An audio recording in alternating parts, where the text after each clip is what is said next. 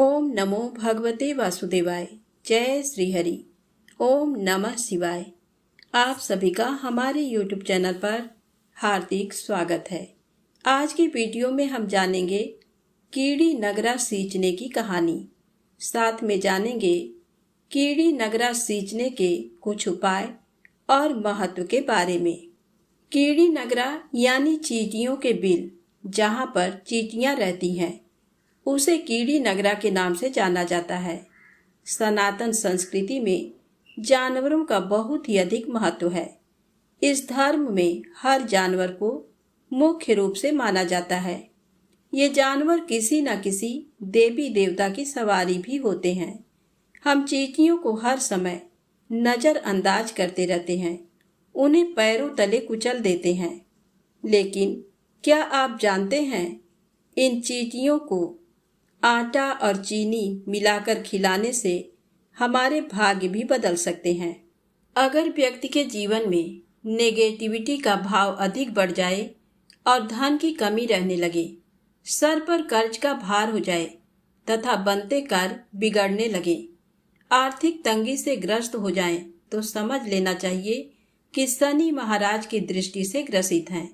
ऐसे में चींटियों को आटा खिलाने से लाभ मिलता है, क्योंकि मेहनती चींटियां शनि देव का प्रतीक होती हैं। विशेषकर शनिवार वाले दिन तो अवश्य रूप से चींटियों को आटा खिलाना चाहिए।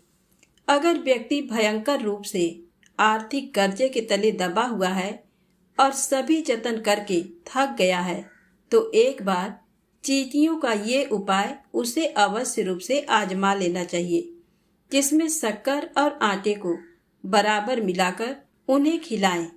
ऐसा करने से शनि महाराज की कृपा बनेगी और कर्जा उतरने का योग बनेगा। चींटियां मेहनती जीव होती हैं और वे भोजन की तलाश में इधर उधर भटकती रहते हैं। ऐसे में अगर हम उन्हें प्रतिदिन भोजन खिलाते हैं, तो वे हमें याद रखती हैं और अच्छी भावनाएं और दुआएं देती हैं। ये वे दुआएं होती हैं जो विपत्ति के समय व्यक्ति के काम आती हैं। ऐसा करने से व्यक्ति का औरा सुधरता है। हिंदू धर्म में कहा जाता है कि भूखे को भोजन खिलाने से व्यक्ति को पुण्य मिलता है और बदले में खुद का पेट भी भरा रहता है। ऐसे में यदि भोजन ऐसे व्यक्ति या जीव को खिलाया जाए जो उसे पाने के लिए दिन रात संघर्ष करे, तो इससे बढ़कर पुण्य का कार्य कोई नहीं हो सकता। ऐसी ही जीव होती हैं चींटियां। उन्हें प्रतिदिन आटा खिलाएं तो घर में धन धान्य की कभी कमी नहीं होती और माता लक्ष्मी की कृपा हमेशा बनी रहती है। अपनी कोई भी मनोकामना हो, उस मनोकामना की पूर्ति के लिए कीड़ी नगरा सींचते हैं और मनोकामना पूर्ण हो जाती है। चींटियां दो प्रकार की होती हैं, लाल और काली। इनमें से लाल चींटी को अशुभ और काली चींटी को शुभ माना गया है। काली चींटियों में भगवान विष्णु का वास माना गया है। अगर आपके घर में काली चींटियां दिखाई देती हैं, तो ये बड़ा शुभ संकेत होता है। यदि आप आर्थिक तंगी से जूझ रहे हैं, कर्ज का बोझ बढ़ गया है, बीमारियों पर अधिक से अधिक पैसे खर्च हो रहे हैं, घर में मानसिक तनाव बना रहता है, तो आपको कीड़ी नगरा सींचने का ये उपाय अवश्य ही करना चाहिए। इसके लिए आपको 1 किलो आटा लें, उसमें 1 किलो तक चीनी मिला लें या गुड़ मिला लें। इसमें 50 ग्राम घी मिक्स कर लें और उसे एक डब्बे में भरकर रख दें और रोजाना आप उसे सुबह कीड़ी नगरे पर डालें, अर्थात जहाँ पर चींटियों का बिल हो, जहाँ पर चींटियाँ रहती हों। इसे आपको 1.25 महीने तक डालना है। ऐसा करने से हमारे सभी देवी देवता प्रसन्न होकर मंगल जीवन का आशीर्वाद देते हैं और साथ ही कर्ज से मुक्ति मिलती है। बिगड़े हुए काम बनने लगते हैं। हमारे घर में सुख शांति समृद्धि आती है। अगर आप चींटियों को पीसे हुए चावल हों, उसके अंदर चीनी या गुड़ मिलाकर खिलाएं, तो सौभाग्य में वृद्धि होती है और परिवार में सुख शांति आती है। परिवार जनों के बीच में प्रेम बढ़ता है। चींटियों को अगर आप नारियल के भूरे में चीनी मिलाकर खिलाते हैं तो इससे नकारात्मक शक्तियों का नाश होता है। अगर आपको नौकरी नहीं मिल रही है या फिर नौकरी बार बार आप बदल रहे हैं तो ऐसे में बादाम पाउडर में चीनी पाउडर मिलाकर चींटियों को खिलाएं तो नौकरी के योग बनते हैं। अगर आप आर्थिक तंगी का सामना कर रहे हैं तो चींटियों को मीठी रोटी बनाकर खिलाएं। इससे आपको माता लक्ष्मी की कृपा प्राप्त होगी और आपके परिवार पर आने वाली सारी समस्याएं दूर हो जाएंगी और साथ ही धन लाभ भी होगा। अगर आपके घर में या छत पर काली चींटियों की लंबी कतार दिखाई दे तो समझ लें कि आपका भाग्योदय होने वाला है और पैसों की भी खूब भरमार रहेगी। वहीं अगर लाल चींटियों की कतार दिखाई देती है तो ये बीमारी और असफलता का संकेत होती हैं। अगर वहीं लाल चींटियों की कतार को मुंह में अंडे दबाए निकलते हुए देखते हैं तो ये बहुत ही शुभ माना जाता है। इससे आपका जीवन सुखमय होता है। नियमित रूप से कीड़ी नगरा सिंचन से हमें भगवान श्री हरि विष्णु के साथ साथ शनिदेव की भी कृपा प्राप्त होती है। अब आइए सुने कीड़ी नगरा सींचने की कहानी। एक गांव में एक बुढ़िया माई रहती थी। उसके 2 बेटे तथा 2 बहुएं थीं। बुढ़िया माई भगवान श्री हरि विष्णु की परम भक्त थी। अपना जीवन दान धर्म पुण्य कार्य कामों में लगाती थी। परंतु बुढ़िया माई कभी भी मंदिर और सत्संग में या तीर्थ स्थानों पर नहीं जाती थी। एक बार गांव में भागवत कथा हो रही थी। बेटे ने कहा, माँ, आप सारा दिन घर में रहती हैं, आप मंदिर में भागवत कथा सुनने क्यों नहीं जाती? तब बुढ़िया माई ने बेटे का मन रखने के लिए कह दिया कि आज जाऊंगी, परंतु नहीं गई। ऐसा करते करते 6 दिन निकल गए। बुढ़िया माई के बेटे ने कहा, माँ, आज अंतिम दिन है, आज तो कथा सुनने आपको जाना ही पड़ेगा। सारा दिन घर का काम करके बुढ़िया माई ने जाते जाते इतनी देर कर दी कि अंतिम दिन की भागवत कथा भी समाप्त हो गई। भगवान श्री हरि विष्णु सन्यासी का रूप धारण करके बुढ़िया माई के पास आए और बोले, बुढ़िया माई, तुम कहाँ जा रही हो? बुढ़िया माई ने कहा, मैं भागवत कथा सुनने जा रही हूँ। तब सन्यासी रूपधारी भगवान श्री हरि विष्णु ने कहा, अब इतनी देर से क्यों जा रही हो? वहां तो अब कथा समाप्त हो गई, अब वहां जाकर क्या करोगी? बुढ़िया माई ने कहा, अब घर से निकली हूँ तो जाकर ही रहूंगी। तब सन्यासी रूपधारी भगवान श्री हरि विष्णु ने कहा कि अब कथा समाप्त हो गई, भक्त लोग भी अपने अपने घर चले गए, अब तुम वहां से क्या लाओगी? तो बुढ़िया माई बोली, कुछ नहीं, तो मैं वहां से एक ईंट ही उठा लाऊंगी। तो सन्यासी रूपधारी भगवान श्री हरि विष्णु बोले, तुम वहां से मिट्टी की ईंट लाओगी, उसके बदले में मैं तुम्हें एक सोने की ईंट दे देता हूँ। तो बुढ़िया माई ने ईंट ले ली और घर की तरफ चल पड़ी और विचार करने लगी कि यदि ये ईंट मैं घर लेकर जाऊंगी तो बेटे बहू झगड़ने लगेंगे। इसीलिए घर के आंगन में बाहर ही बुढ़िया माई ने वह ईंट जमीन में गाड़ दी। परंतु अब बुढ़िया माई का ध्यान उस ईंट पर ही रहने लगा। खाने पीने घर के काम करने में सदैव बुढ़िया माई अपना ध्यान सोने की ईंट पर लगाए रखती। बेटे बहू ने पूछा, माँ, पूरे दिन घर के आंगन में क्या करती रहती हो? तो बुढ़िया माई ने कहा, मैं आने जाने वाले को देखती रहती हूँ। एक दिन बुढ़िया माई मर गई। यमराज के दूत बुढ़िया माई को लेने आए। बुढ़िया माई को लेकर धर्मराज जी के पास पहुंचे और धर्मराज जी को सारी बात बतलाई। धर्मराज जी ने बुढ़िया माई को कुतिया की योनि दे दी और कुतिया उसी पेड़ के नीचे बैठी रहती। बुढ़िया माई की बहू ने कहा, इस कुतिया को यहाँ से भगाओ, नहीं तो ये बच्चों को काट खाएगी। तो उसके बेटे ने उसकी पीठ पर एक लकड़ी मारी और बुढ़िया माई मर गई। मरने के बाद बुढ़िया माई को एक सर्प की योनि मिली।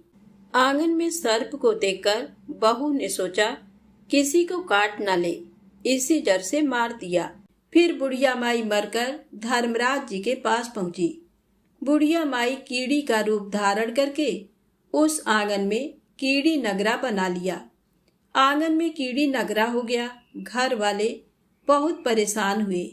घर वाले भोजन भी नहीं बना रहे थे और मन ही मन भगवान का स्मरण करने लगे। तब भगवान श्री हरि विष्णु सन्यासी का रूप धारण करके आए और बोले कि कुछ खाने को दे दो। तो घर वालों ने कहा, महाराज, हमारे घर में खाने को कुछ भी नहीं बना है, क्योंकि हमारे घर में कीड़ी नगरा हो गया है। आप ही इसका कुछ उपाय बतलाइए। तब महाराज जी ने आंगन में खोदा और सोने की 3 ईंटें निकाली और दोनों बेटों को एक एक दे दी और तीसरे ईंट से कहा कि इन्हें बेचकर अपनी माँ के नाम से दान पुण्य करना, धर्मशाला बनवाना, स्कूल बनवाना, प्याऊ लगवाना, गौशाला में गाय के चारे खाने की व्यवस्था करना। परंतु दोनों बेटे आपस में झगड़ने लगे कि तू दान कर, तू दान कर। किसी ने बुढ़िया माई के नाम से कोई दान नहीं किया और कीड़ी नगरा वहां उसी स्वरूप में स्थापित रहा। कुछ दिनों के बाद फिर सन्यासी वापस आए और बुढ़िया माई के बेटों ने भगवान स्वरूपधारी सन्यासी महाराज से कहा कि हमारे घर की हालत वैसी की वैसी है, कीड़ी नगरा तो वैसा का वैसा ही है। तब साधु रूपधारी सन्यासी महाराज ने कहा, वह सोने के ईंट के टुकड़े लाओ और उन्हें बेचकर उनसे जो भी धन मिले उसे तुम्हारी माँ के नाम से दान पुण्य करो। इस कीड़ी नगरा पर शक्कर और आटा डालो। तुम ऐसा करोगे तो तुम्हारी माँ को मोक्ष प्राप्ति होगी। और ऐसा करने से उनके घर से कीड़ी नगरा चला गया। जो व्यक्ति प्रतिदिन सुबह प्रातः आटा और शक्कर कीड़ी नगरे पर डालता है, वह सदैव धनवान, पुत्रवान, संपन्न, सुख शांति से जीवन यापन करता है। उसके घर में कभी कोई कष्ट नहीं आता है। उसका जीवन सदा सर्वदा आनंद से व्यतीत होता है। उसके परिवारजन उसे अत्यधिक स्नेह प्रदान करते हैं। कीड़ी नगरा प्रतिदिन सींचने से भगवान श्री हरि विष्णु, माता लक्ष्मी और शनिदेव जी की कृपा प्राप्त होती है। तो प्रेम से बोलें, श्री हरि विष्णु भगवान की जय हो। अब आइए सुने पुण्य फल देने वाली, मनोकामना पूर्ण करने वाली धरती माता की कहानी। एक ब्राह्मणी थी। वह बहुत धार्मिक महिला थी। सभी ग्रामवासी उसका बहुत सम्मान करते थे। कोई भी उसकी शरण में आता, वह सबकी मदद किया करती थी। मन ही मन भगवान का स्मरण किया करती थी। भगवान की सेवा, पूजा और जरूरतमंदों की सेवा ही उसका परम धर्म था। एक दिन ब्राह्मणी मरकर भगवान के घर गई। वहां जाकर बोली, मुझे वैकुंठ का रास्ता बता दो। स्वर्ग से एक दूत आया और बोला, ब्राह्मणी, आपको क्या चाहिए? वो बोली, मुझे वैकुंठ का रास्ता बता दो। आगे आगे दूत और पीछे ब्राह्मणी मंदिर तक गए। ब्राह्मणी बहुत धार्मिक महिला थी। उसने बहुत दान पुण्य कर रखा था। उसे विश्वास था कि उसके लिए वैकुंठ का रास्ता अवश्य खुल जाएगा।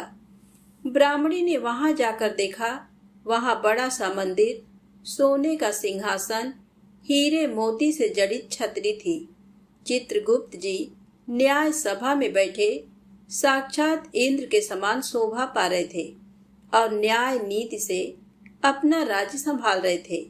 यमराज जी सबको कर्म के अनुसार दंड दे रहे थे। ब्राह्मणी ने जाकर प्रणाम किया और बोली, मुझे वैकुंठ जाना है। चित्रगुप्त जी ने लेखा सुनाया और कहा कि ब्राह्मणी, तुमने सब धर्म किए परंतु धरती माता की कहानी नहीं सुनी, इसलिए तुम्हारे सिर पर धरती माता का कर्ज है। वैकुंठ में कैसे जाएगी? ब्राह्मणी बोली, धरती माता की कहानी के क्या नियम है? तब चित्रगुप्त जी बोले, कोई 1 साल, कोई 6 महीने, कोई 7 दिन ही सुने, पर धरती माता की कहानी अवश्य सुने, फिर उसका उद्यापन कर दे। धरती माता की कहानी सुनने से जाने अनजाने किए पाप कर्मों को धरती माता हर लेती हैं। स्वर्ग लोक में धर्म को ही स्थान प्राप्त है, यहाँ पाप के लिए कोई जगह नहीं है। धरती माता की कहानी पीपल के पेड़ के नीचे बैठकर सुनना चाहिए। ये बात सुनकर ब्राह्मणी ने प्रार्थना की कि मुझे 7 दिन वापस पृथ्वी लोक पर जाने दो, मैं कहानी सुनकर वापस आ जाऊंगी। चित्रगुप्त जी ने उसका लेखा जोखा देखकर 7 दिन के लिए पृथ्वी पर भेज दिया। ब्राह्मणी जीवित हो गई। ब्राह्मणी ने अपने परिवार वालों से कहा कि मैं 7 दिन के लिए धरती माता की कहानी सुनने के लिए वापस आई हूँ। इस कथा को सुनने से बड़ा पुण्य मिलता है। उसने पीपल के पेड़ के नीचे बैठकर परिवार के साथ 7 दिन तक धरती माता की कथा सुनी। 7 दिन पूरे होने पर वापस धर्मराज जी का बुलावा आया और ब्राह्मणी को वैकुंठ में श्री हरि के चरणों में स्थान प्राप्त हुआ। जो कोई भी प्राणी धरती माता की कहानी सुनता है, मृत्यु के समय सभी पाप कर धरती माता हर लेती हैं। वह प्राणी को वैकुंठ में स्थान प्राप्त होता है। तो प्रेम से बोले धरती माता की जय हो। अब आइए सुने धरती माता की दूसरी पौराणिक कथा। इस कथा को श्रद्धा भक्ति प्रसन्न चित्त मन से पूरा अवश्य सुनना। प्राचीन समय की बात है। एक गांव में एक माँ और उसका बेटा और बेटी रहा करते थे। माँ गरीब थी। वह मेहनत मजदूरी करके अपने परिवार का पेट भरती थी। धीरे धीरे समय गुजरता गया। बच्चे भी बड़े होने लगे। बेटी शादी के योग्य हो गई। तब माँ बूढ़ी हो चली थी और बीमार भी रहती थी। तो उसने एक दिन अपने बेटे से बुलाकर कहा कि बेटा, तेरी बहन शादी के योग्य हो गई है, इसीलिए तेरे जैसा घर और बर देकर उसकी शादी कर देना। तो बेटे ने कहा, ठीक है माँ, आप चिंता मत करो, जैसा आपने कहा है मैं वैसा ही करूँगा। कुछ दिनों के बाद उसकी माँ की मृत्यु हो गई। तो दोनों भाई बहन बहुत ही दुखी हुए। माँ का 12वां 13वां होने के बाद 6 महीने बीत गए थे। तो उसके भाई को माँ का कहा हुआ वचन याद आया। वह अपनी बहन के लिए रिश्ता ढूंढने लगा। उसका भाई गांव गांव घूमा, लेकिन अपनी बहन के लिए कोई योग्य पति उसे नहीं मिला। वह घूम घूम कर थक चुका था। उसे अपने जैसा वर मिलता ही नहीं था और इसीलिए वह अपनी बहन की शादी करने के लिए तैयार नहीं होता। तो वह सोचने लगा कि मैं मेरे जैसा मेरी बहन के लिए लड़का कहाँ से ढूंढ कर लाऊं। मेरे जैसा तो कोई दुनिया में है ही नहीं। तो ऐसा करता हूँ, इससे शादी मैं ही कर लेता हूँ। ऐसा सोचकर वह चुनरी और शादी का सारा सामान ले आया। गांव वालों ने पूछा कि तू शादी का सामान लेकर आया है, रिश्ता तय कर दिया? तो उसने कहा, हाँ, मैं मेरे साथ ही शादी करूँगा। तो गांव वालों को इस बात पर बड़ा ही अचंभा हुआ। उन्होंने कहा कि ये तेरी बात सही नहीं है, पर उसने कुछ भी नहीं कहा। वह सामान लेकर घर आ गया। तब उसकी बहन ने पूछा कि भैया, तुम ये सारा सामान क्यों लेकर आए हो? तो वह बोला, ये सामान तेरी शादी के लिए लेकर आया हूँ। तो एक दिन वह बाहर पानी लाने गई तो गांव की औरतों ने उसे बताया कि तेरा भाई तुम्ही से शादी करने वाला है। तब बहन ने जाकर अपने भाई से पूछा कि भैया, मुझे गांव की औरतें ऐसा बोल रही थी, आप मुझे जवाब दो। तो इस पर भाई ने कोई भी जवाब नहीं दिया।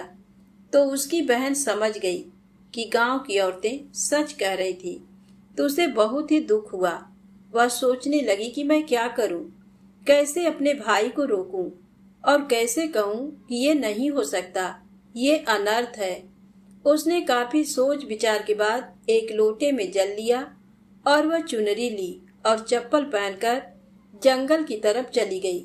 जैसे ही वह जंगल से गुजर रही थी, तो जंगल में गाय चराने वाले ग्वालों ने उससे पूछा कि तुम कहाँ जा रही हो? तो वह कुछ भी नहीं बोली। वह वन में जाकर बड़ी ही करुण हृदय से माता को पुकारने लगी और बोली कि हे धरती माँ, अब तुम ही मेरी लाज रखना, वरना अनर्थ हो जाएगा। और वह जोर जोर से रोने लगी और कहने लगी कि हे धरती माता, मैं क्या करूं? हे माँ, मुझे अपनी गोद में संभालो, नहीं तो अन्याय हो जाएगा। तो धरती माता उस लड़की की करुण पुकार सुनकर एकाएक फट गई। जैसे ही उस लड़की ने धरती को फटा हुआ देखा तो उसने एक तरफ लोटा, चुनरी और चप्पल रख दिए और वह धरती माता के आगोश में जाने लगी। उधर उसको घर पर न पाकर उसका भाई बड़ा ही परेशान हुआ। काफी देर इंतजार करने के बाद उसे ढूंढने के लिए निकल पड़ा। तो वह ढूंढता ढूंढता जंगल में चला गया और वहां जाकर ग्वालों से पूछा कि मेरी बहन किधर गई है। तो ग्वालों ने बता दिया कि तेरी बहन उस तरफ गई है। तो उसका भाई बहन बहन पुकारता हुआ उसी तरफ दौड़ता रहा। तब उसने अचानक देखा कि उसकी बहन तो धरती में समा रही है। तो ये देखकर उसने अपनी बहन को बहुत ही जोर से पुकारा और उसकी तरफ दौड़ा, लेकिन तब तक उसकी बहन धरती में समा चुकी थी, लेकिन उसके थोड़े से बाल बाहर दिखाई दे रहे थे। तब बहन के बालों को मुट्ठी में पकड़कर जोर जोर से रोने लगा और कहा कि बहन तो सत्य के लिए धरती में समा गई, मेरी तो बुद्धि भ्रष्ट हो गई थी। माँ ने कहा था कि तेरे जैसा वर ढूंढकर तेरी बहन का विवाह कर देना। माँ का वचन निभाने के लिए मेरे जैसा वर मुझे नहीं मिला, इसीलिए मेरे मन में ऐसा विचार आया। ऐसा बोलकर वह जोर जोर से रोने लगा। पर धरती माँ ने सत्य के लिए बेटी को अपने आगोश में ले लिया और जो बाल बाहर थे वह दूब बन गए। इसीलिए आज भी औरतें बैसाख और कार्तिक माह में धरती माता की कहानी अवश्य सुनती हैं और कहानी सुनने के बाद चुनरी, चप्पल, लोटा और एक बर्तन में हरी मूंग डालकर कुंवारी कन्या को देती हैं। माना जाता है कि जो भी धरती माता की कहानी कहता है या सुनता है, माता सदैव उसकी रक्षा करती हैं। वह हमेशा सुखी और संपन्न जीवन व्यतीत करता है। हे धरती माता, आपकी कहानी कहने वाले की, सुनने वाले की और हुंकारा भरने वाली की सभी की मनोकामनाएं पूर्ण करना और उनको सुखी रखना। तो प्रेम से बोले धरती माता की जय हो। अब आइए सुने गणेश जी की पौराणिक कथा। एक बार भगवान गणेश जी बाल रूप में चुटकी भर चावल और चम्मच में दूध लेकर पृथ्वी लोक में निकले। वे सबको अपनी खीर बनाने को कहते जा रहे थे, पर सबने उनकी बात को अनदेखा किया। इसी दौरान एक गरीब बुढ़िया माई ने उनकी खीर बनाना स्वीकार कर एक भगोना चूल्हे पर चढ़ा दिया। इस पर गणेश जी ने घर का सबसे बड़ा बर्तन चूल्हे पर चढ़ाने को कहा। बुढ़िया माई ने बाल लीला समझते हुए घर का बड़ा भगोना उस पर चढ़ा दिया। कुछ देर में ही एक चमत्कार हुआ। गणेश जी के दिए चावल और दूध बढ़ते चले गए और पूरा भगोना उससे भर गया। इसी बीच गणेश जी नहाने के बाद खीर खाने की बात कहते हुए वहां से चले गए। पीछे से बुढ़िया के पोते पोती आए तो भूख लगने पर बुढ़िया माई ने उन्हें वह खीर खिला दी।